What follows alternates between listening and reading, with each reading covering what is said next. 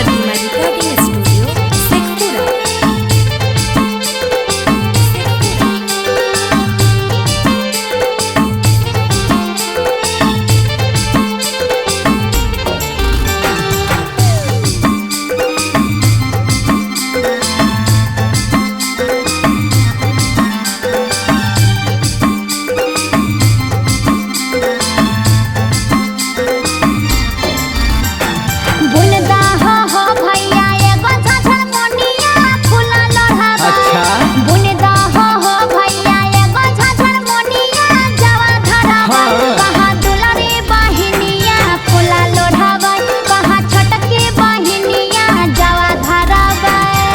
देबौगे बहिनी झांझर मनिया किया देवी। बुन देबौगे बहिनी झांझर मनिया किया देवी। मनी बुहने के बदल में किया देवी। मनी बुहने के बदल में किया देवी।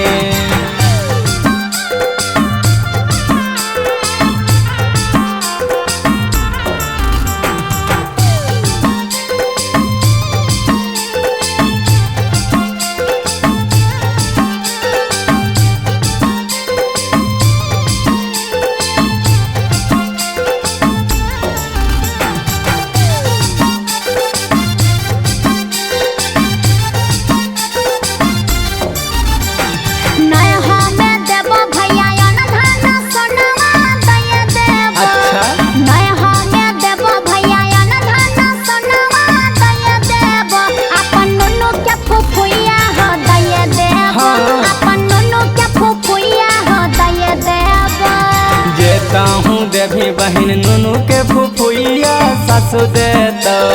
जेता हूँ देवी बहन नुनू के फुफुइया सासु देतो। तोरा रोजे रोजे गरिया गे सासु देतो। तोरा रोजे रोजे गरिया गे सासु देतो। हाँ तो हम समझ लेबै।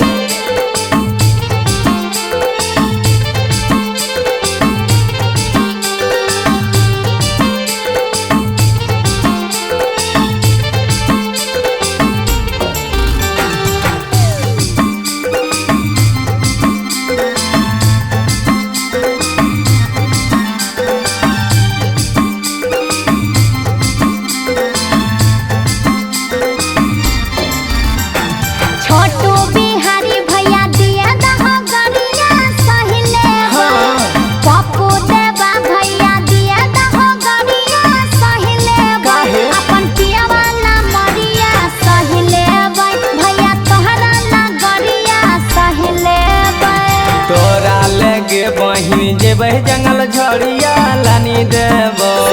तोरा लेगे बहिनी जेबै जंगल झड़िया लानी देबो। तोरा करमा के डरिया गे लानी देबो। काटी करमा के डरिया गे लानी देबो। तोरा झिकमिकी सड़िया लानी देबो।